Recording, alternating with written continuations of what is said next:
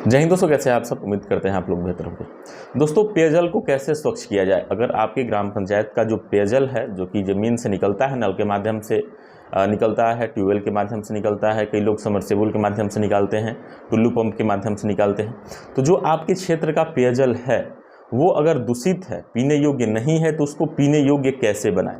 इसी से संबंधित मैं आपको एक ट्रेनिंग लेके आया हूँ, जो कि सरकार द्वारा इसको सभी ग्राम पंचायतों में जाके ये सारी चीज़ें बताई जा रही हैं। ये जो चीज़ें हैं वो विकास खंड से शुरू होती हैं और सभी ग्राम पंचायतों में लगभग ये ट्रेनिंग होने वाली है और धीरे धीरे सब लोग कहीं ना कहीं इसको समझ जाने वाले हैं, जान जाने वाले हैं। दोस्तों, बहुत ही बड़ी जानकारी है और सभी को समझना जानना बहुत ही ज़रूरी है।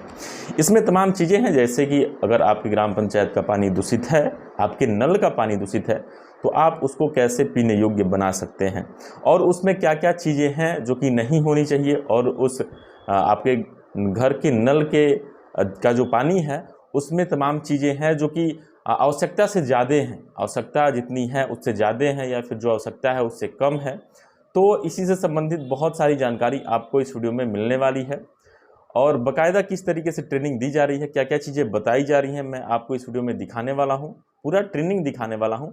और ये कहीं ना कहीं कुछ दिनों बाद आपके ग्राम पंचायत में जाके भी ऐसी टीमें ये सारी चीज़ें बताने वाली हैं, आपके ग्राम पंचायत के लोगों को जागरूक करने वाली हैं। तो आपका भी कर्तव्य बनता है कि आप लोग भी ये सारी चीज़ें सीखें, जानें और समझें, ताकि अपने ग्राम पंचायत के जो भी लोग हैं उनको जो पानी, दूषित पानी पीने से बीमारी होती है उससे तमाम लोगों को बचा सके, वो बीमारी नहीं होने दे। क्योंकि जब ग्राम पंचायत के लोग जागरूक होते हैं और जिस तरीके से पानी का सेवन करना चाहिए, जो दूषित पानी है उसको किस तरीके से फ्रेश करके उसको पीना चाहिए, ये तमाम चीज़ें अगर जानते हैं तो खुद भी तमाम बीमारियों से अपना बचाव कर सकते हैं। तो मैं आपको अगली वीडियो में भी, कई सारी वीडियो में तमाम चीज़ें एक एक करके बताऊंगा, लेकिन फिलहाल आप इस वीडियो में इस पूरी ट्रेनिंग को देख लें। राज्य पेयजल स्वच्छता मिशन, नमामि गंगे ग्रामीण जलापूर्ति विभाग, उत्तर प्रदेश शासन के द्वारा जनपद बलिया के सभी ग्राम पंचायतों में और राजस्व गांव में ये जन जागरूकता अभियान के तहत कुल 12 गतिविधियां हैं, 12 एक्टिविटीज हैं, जिसके द्वारा गांव के लोगों में व्यवहार परिवर्तन करने का कार्य ये संस्था के या ये कर्मचारी करेंगे। ग्राम पंचायतों में आपको अवगत कराना है कि इस विकास खंड के मुखिया ब्लॉक खंड का अधिकारी महोदय के द्वारा अभी जो है लाल बहादुर शास्त्री जी के माल्यार्पण करेंगे और उसी के शुभारंभ में इसके बाद आपको इस कार्यशाला में एक कार्यशाला करके बताया जाएगा कि ग्राम पंचायतों में जो हमारी टीमें हैं राज्य पेयजल स्वच्छता मिशन की, ये टीमें ग्राम पंचायत जितनी भी मतलब विकास खंड की जितनी ग्राम पंचायत है, सभी ग्राम पंचायतों, सभी राजस्व गाँव में एक दिन पहले ग्राम पंचायत के सम्मानित ग्राम प्रधान को एक दिन पहले सूचित करेंगी कि टीमें इतने समय पर ग्राम पंचायत में जाएंगी और वहां पर 3 एक्टिविटियों के माध्यम से लोगों के व्यवहार में परिवर्तन लाने का प्रयास करेंगी। पहली एक्टिविटी है ग्राम पंचायतों में कार्यशाला का आयोजन करना। कार्यशाला का आयोजन जिससे ग्राम पंचायतों में माइक साउंड की सहायता से मुनादी वगैरह करा के ग्राम पंचायत सहायक के माध्यम से उसका सहयोग लेते हुए ग्राम पंचायत स्तर पर टीमें गांव के लोगों को जागरूक करने का काम करेंगे, जिसमें कई सारे लोगों को इकट्ठा, महिलाएं हैं, बुजुर्ग हैं, बूढ़े हैं, बच्चे हैं, कुछ रिटायरमेंट कर्मचारी, एनसीसी एनएसएस के कुछ स्टूडेंट हैं, कुछ प्रबुद्ध लोग हैं, कुछ एक जैसे कहते हैं नेचुरल लीडर, जैसे ग्राम पंचायत में कुछ ऐसे व्यक्ति होते हैं जो पढ़े लिखे युवा होते हैं या बुजुर्ग होते हैं, चाहे रिटायरमेंट कर्मचारी हो, तो उनका एक, जिसको समाज सेवी आप लोग कहते हैं, नहीं कहते समाज सेवी, समाज की सेवा निस्वार्थ करते हैं। तो ऐसे लोगों को उन कार्यक्रम में जो है सम्मिलित करके गांव के लोगों के बीच में आप बताया जाता है, गांव के लोगों के बीच में ये सब सारी बातें जल संरक्षण, जल प्रबंधन के विषय में, और अमृत सरोवर जो ग्राम पंचायत स्तर पर बनवाए गए हैं उनका क्या कार्य है, और ग्राम पंचायतों में पाइपलाइन वाटर सप्लाई की क्या व्यवस्था है, इसके विषय में विस्तृत जानकारी गाँव के लोगों को दी जाती है। तथा इसके साथ ही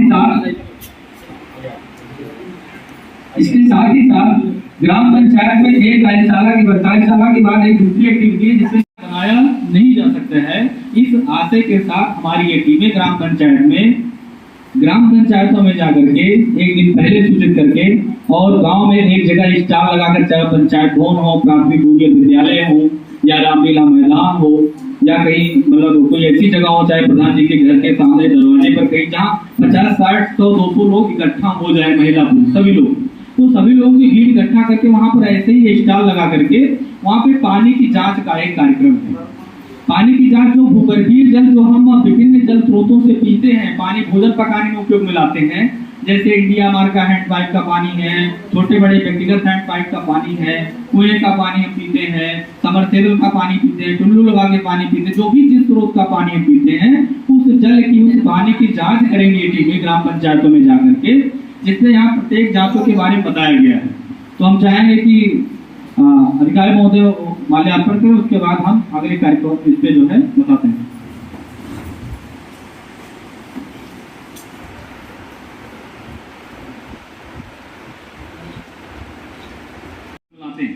तो पानी में जिस तरीके से कई सारे रासायनिक तत्व, जैसे arsenic, iron, nitrate, chloride, fluoride होता है, कुछ तत्व जो होते हैं वो उनका जब पानी में मात्रा लिमिट से अधिक हो तो तमाम सारी बीमारियां पैदा करते हैं।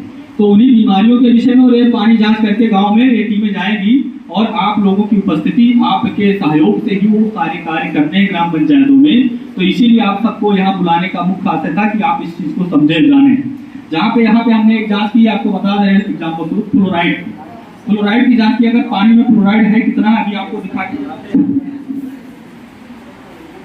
ये देख के बताएं किससे मैच कर रहा है। यहाँ पे टीवी जो जाते हैं ग्राम पंचायत सब यहाँ फ्लोराइड की जाती है,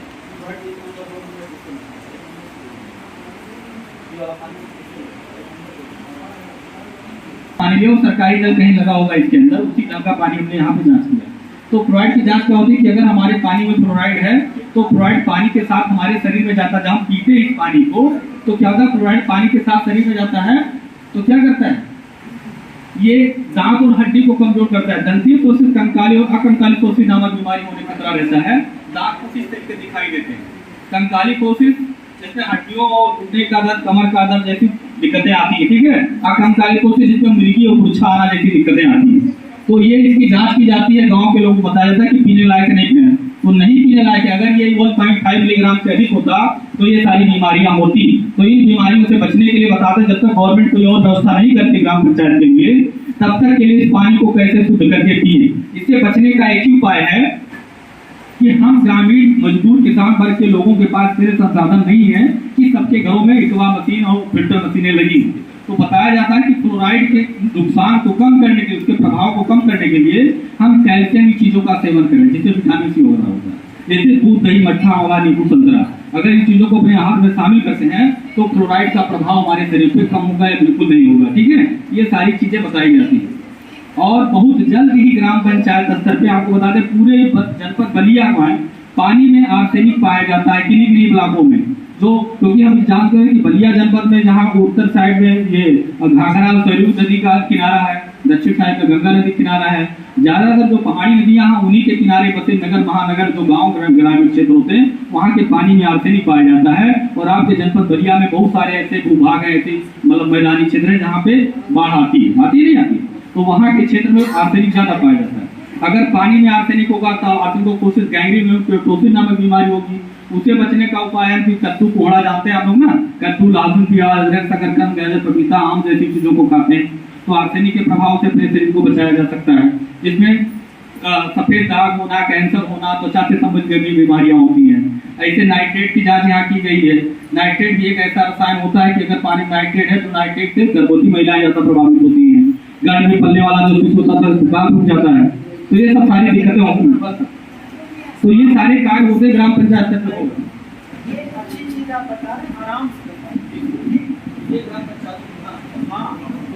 ये यहाँ पर जितने भी हमारे पंचायत सहायक वो स्वयं सहायता समूह की महिलाएं और यहाँ पर उपस्थित मंच पर जो है राज्य पेयजल जलापूर्ति विभाग के जो भी अधिकारी और कर्मचारी हैं, आप सभी का हार्दिक स्वागत है। और देखिए ये कार्यक्रम वास्तव में जो है काफी महत्वपूर्ण और काफी जो है स्वास्थ्य के लिए लाभकारी है। इसको जन जन का एक जन आंदोलन के रूप में, जन भागीदारी के रूप में इसको कराना बहुत जरूरी है, क्योंकि पानी तो हम सारे लोग पीते हैं, लेकिन कैसा पानी पी रहे हैं ये महत्वपूर्ण है। जिससे हमारे अगर आपका पानी दूषित होता है या उसमें नाइट्रेट की मात्रा होती है, फ्लोराइड की मात्रा होती है या जिसकी भी मात्रा अधिकता होती है वो शरीर को नुकसान पहुंचाता है और हमारी आने वाली पीढ़ियों को नुकसान पहुंचाता है। तो अगर हमको जो है अपने ब्लॉक में अपने लोगों को सुरक्षित स्वास्थ्य लाभ देना है तो इसमें पेयजल के बारे में बहुत ही जागरूक और बहुत ही गुणवत्तापूर्ण ढंग से जो है जीवन जीने के लिए स्वच्छ और सुरक्षित पेयजल पीना बहुत जरूरी है। इस संबंध में जो भी जानकारियां दी जा रही हैं इसको आप लोग अच्छे से जो है ग्रहण करेंगे, मैं यही उम्मीद करता हूं। और भविष्य में इसको आजीवन अगर अपनाएंगे तो ये हमेशा के लिए आपकी आने वाले पीढ़ियों के लिए, आने वाले लोगों के लिए फायदेमंद होगा। जब आप लोग स्वस्थ रहेंगे तो हमारा ब्लॉक स्वस्थ रहेगा, जब ब्लॉक स्वस्थ रहेगा तो जिला स्वस्थ रहेगा और जिले से ही की इकाई से प्रदेश बनता है, प्रदेश से देश बनता है। तो इस प्रकार से जो हमारे पैरामीटर्स हैं कि हमको जो है विकसित भारत की श्रेणी में लाना है, वो तब तक नहीं हो सकता है जबकि एक स्वस्थ नागरिक का निर्माण ना हो या स्वस्थ नागरिक ना हो।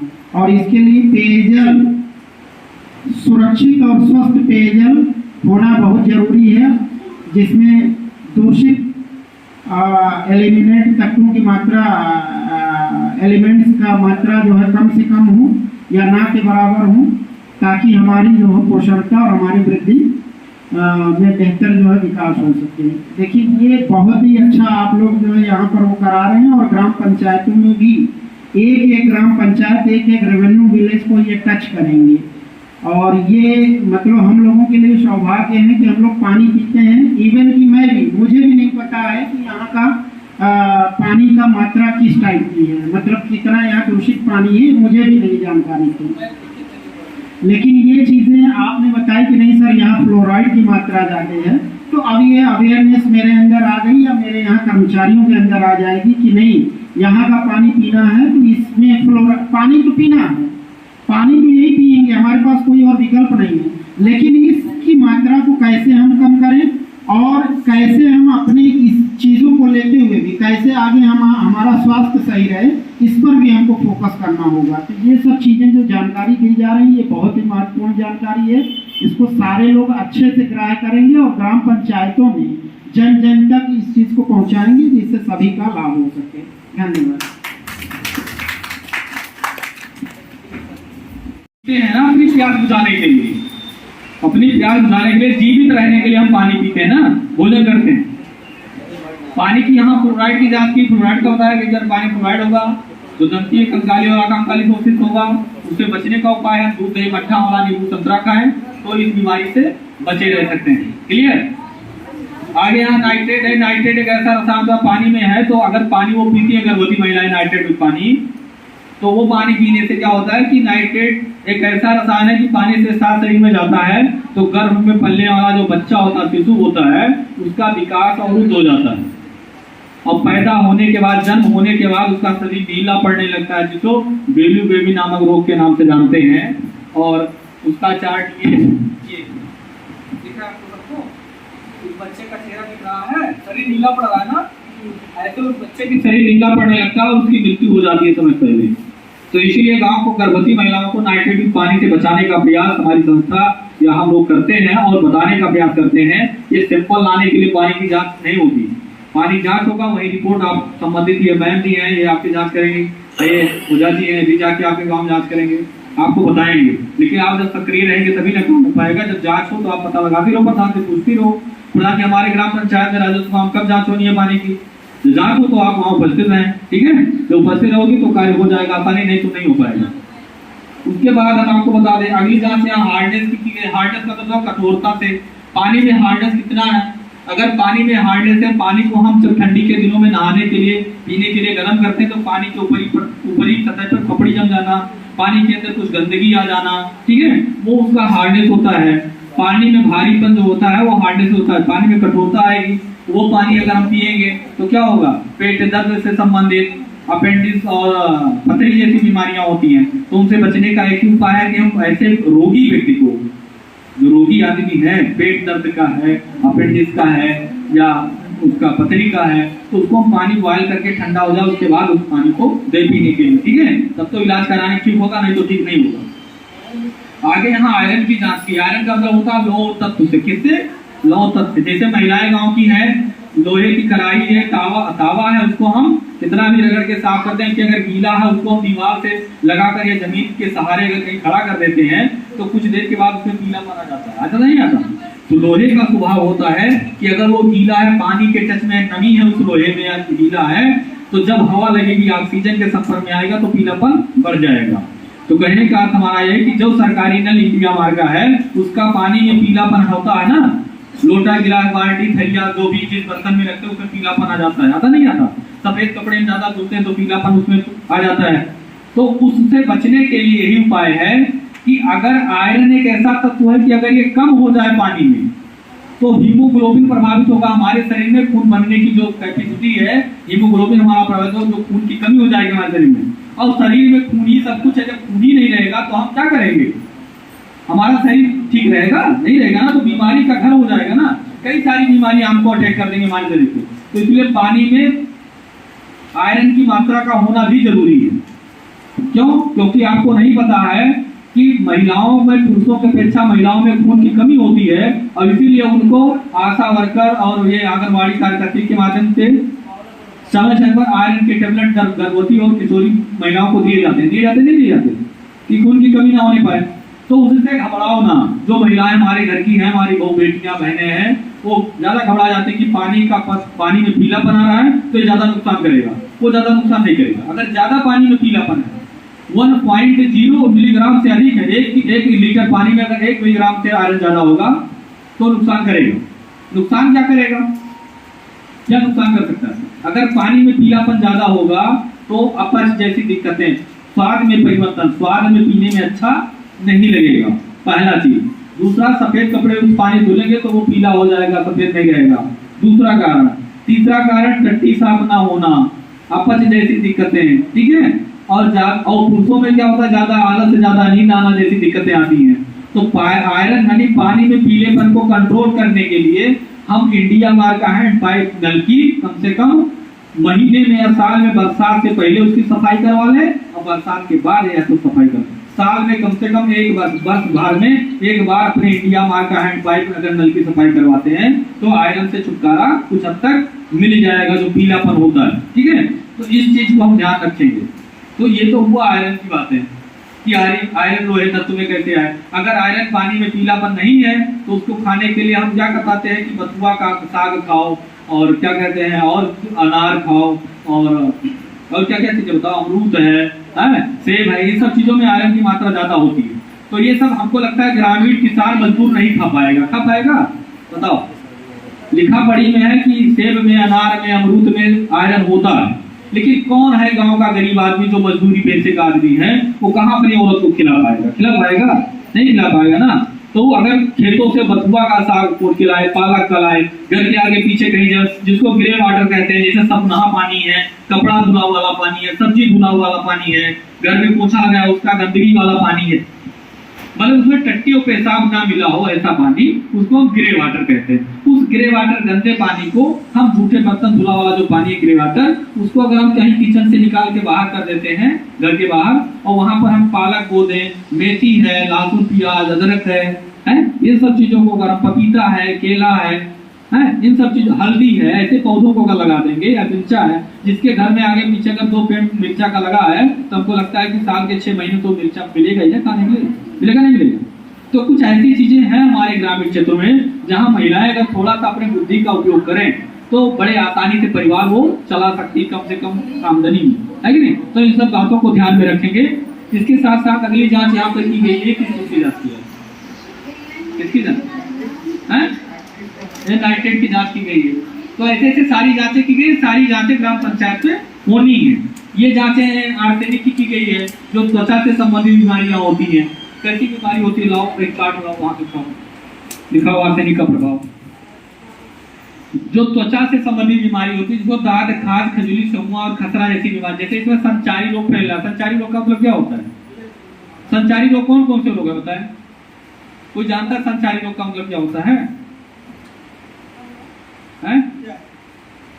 ये देखिए, ये लक्षण अगर किसी के गांव में, किसी के घर में हो, किसी परिवार के अंदर, तो ये आर्सेनिक के प्रभाव से होता है। हथेली मोटी खुरदरी होना, ठीक है, और त्वचा से संबंधित बीमारियां, कैंसर जैसी घाव जैसे हो जाना, पक जाना, जल्दी ठीक ना होना, ये सब आर्सेनिक के प्रभाव। इससे बचने का एक ही उपाय है कि हम अपने आहार में कद्दू खाएं। और कद्दू मतलब कोहड़ा, कोहड़े की सब्जी खाएं, अदरक, शकरकंद, गाजर, पपीता, आम, लहसुन, प्याज, अदरक, ऐसी चीजों को अगर खाते हैं तो ये बीमारियां बिल्कुल नहीं होंगी। ठीक है, ये चीजें नहीं होंगी। ये सब चीजें हमको ध्यान में रखना होगा। और ये जितने पेपर्स हैं इन सबको बंटवा दो एक तरफ से, क्योंकि आए हैं बिना लाभ के कुछ नहीं है। इन सबको बंटवा दो, 2-4 पेज सबको दे दो, दे दो, यही को दे दो, बांटेंगे। कुछ महिलाओं दे दो, कुछ पुरुषों दे दो, आधा पुरुषों के दो, आधा महिलाओं को बांट लो। ये सब ले लो, पढ़ो ना, ले लो, पढ़ो, लेकर पढ़ो और उसके बाद अन्य लोगों को भी पढ़ाओ।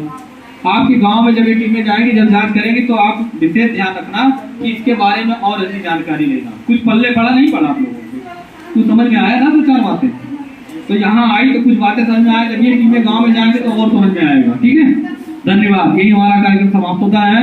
आगे के लिए हम आपसे कोशिश करेंगे, निवेदन करेंगे कि टीमें ग्राम पंचायत में जाए तो आप इनका सहयोग करें। ठीक है, करेंगे ना, आप सहयोग करेंगे, सहयोग करिए। जो भी जानकारी, क्योंकि जानकारी को भेजा नहीं जाती। आप देखो, महिला समूह से, महिला समूह का मतलब हो गया कि गवर्नमेंट का कहीं ना कहीं कोई ना कोई किसी न किसी खिड़की दरवाजे से लाभ आपको मिलना है, मिलना नहीं मिलना। तो लाभ लेने के लिए हमें क्या होगा, कुछ करना होगा। करना क्या होगा, जागरूकता। जागरूकता एक ऐसी चीज है जिससे लोगों के व्यवहार में परिवर्तन आ सकता है। पढ़ाई करना, जैसे हम MA PhD कर ले तो खाली डिग्री लेना ही नहीं है ना, पैसा कमाना ही खाली उद्देश्य है। कोई अपने बच्चों को पढ़ाता है पैसा कमाने के लिए पढ़ाता है। अगर माता पिता सोचता है कि हम बच्चे को पढ़ाएंगे पैसा कमाने के लिए, तो सबसे बड़ा मूर्ख है। बच्चे को पढ़ाया इसलिए जाता है कि वो अपना गुजर बसर पैसे से तो कर लेगा, लेकिन वो कम से कम क्या करेगा, उसके अंदर उठने बैठने की कला, सभ्यता और संस्कृति आ जाएगी। ठीक है, सबसे जरूरी यही है। आप PhD डिग्री लिए हैं, MA डिग्री लिए हैं, आपको चलने का शऊर नहीं, चल रहे तो पैर फर्श पे घिसराते हुए चल रहे हैं, घिसरा के चल रहे हैं, कोई ना कोई दिक्कतें हैं, समस्याएं हैं। तो सबसे जरूरी है कि हमारी संस्कृति, हमारी सभ्यता बढ़िया रहे, ठीक रहे। इसीलिए अपने बच्चों को, अपने पालक को बड़ी अच्छी सुविधा देते हैं, अच्छे से अच्छे उनको शिक्षा देते हैं। यही सारे कार्यक्रम हैं। और एक जांच ये भी है, देख लो, ये जैविक जांच है। पानी की मुख्य रूप से 3 जांचें होती हैं। ये तो अभी तक रासायनिक जांचों पर हम चर्चा करते हैं, जैविक जांच है। इस पानी को एक सीसी आप लोग ले जाना, लाए हो नहीं लाए हो, आप लाए हो ना, कई सीसी लाए हो, नहीं, जिनके गाँव में मिलेगा। तो ये जांच है ना, इसमें पानी रख देते हैं। अगर 3 दिन के बाद अगर ये पानी काला हो गया तो समझो पानी में कीड़े हैं, बैक्टीरिया। वो कीड़े हमको आंखों से दिखाई नहीं देते, लेकिन जांच किया तो अगर ये पानी काला हो गया तो समझो कीड़े हैं। अब कीड़ा अगर होगा पानी में तो आंख से दिखाई नहीं देगा, वो पानी हम पीते चले आते हैं। हम पानी पी रहे हैं ना, वही तो पानी पी रहे हैं, कि जांच होगा तब तो पता चलेगा कि पानी कीड़ा है कि नहीं कीड़ा है। अगर पानी कीड़ा होगा, बैक्टीरिया होगा, अगर वही जल का पानी पिएंगे तो बच्चों में उल्टी दस्त, कालरा, पीलिया, पोलियो, पेचिश जैसी बीमारियां होंगी। उनसे बचने का उपाय है कि पानी को मिट्टी के घड़े में रखकर पानी पिए, तांबे के बर्तन में रखकर पानी पिए, क्लोरीन की गोली, ब्लीचिंग पाउडर का उपयोग करके शुद्ध करके पिए, चूना फिटकरी डाल के निश्चित मात्रा का शोधन करके पिए। ये सब सारे तरीके, या पानी को 20 मिनट तक धीमी आंच पर बॉयल करें, ठंडा हो जाए उसके बाद पिए। ये सारे तरीके हैं, ये सारी चीजें गाँव में आपको बताएंगी। फिर TDS मशीन कहाँ है आप लोगों के पास? है नहीं, कैसे ट्रेनर हो, कैसे कोऑर्डिनेटर पानी जज करेंगे। जैसे कहने मतलब है कि गांव में अगर 200 घर है तो 200 लोग में से अगर 60 लोग आ गए पानी लेकर जांच करने के लिए, तो हमको उस ग्राम पंचायत का रेशियो पता चल जाएगा कि पानी की गुणवत्ता, उसकी क्वालिटी क्या है, पानी पीने लायक है नहीं पीने लायक। तो 50-60 घर के लोग अगर आ गए पानी लेकर, तो कोई जरूरी एक घर में एक ही नल लगा हो, 3 नल, 2 नल भी हो सकता है, 4 नल हो सकता है कि नहीं, है ना? इसमें लगा होता है, फिर पीछे भी लगा होता है, 3 नल लगे होते हैं, लगे था। तो सबका, जितने लोग पानी लेकर आए सबका जांच करो, सबका रिपोर्ट वही बताओ, पीने लायक है नहीं पीने लायक। नहीं पीने लायक है तो कैसे पीने लायक होगा, और पीने लायक हो तो ठीक है, बढ़िया है, ठीक है। ये सारे चीज होने तो DDS से जांच करके बताया जाएगा कि पानी अगर 0 से 250 तक है तो सुरक्षित है, बढ़िया पानी है। 250 से 500 के बीच में है तो संतोषजनक है ना, बहुत अच्छा ना, खराब फिर पिया जा सकता है। 500 के ऊपर है तो पीने लायक नहीं है। अभी हम मशीन भी दिखा दे रहे हैं आपको, कैसे टीम में जाएंगे, कैसे पानी जांच करेंगे, ठीक।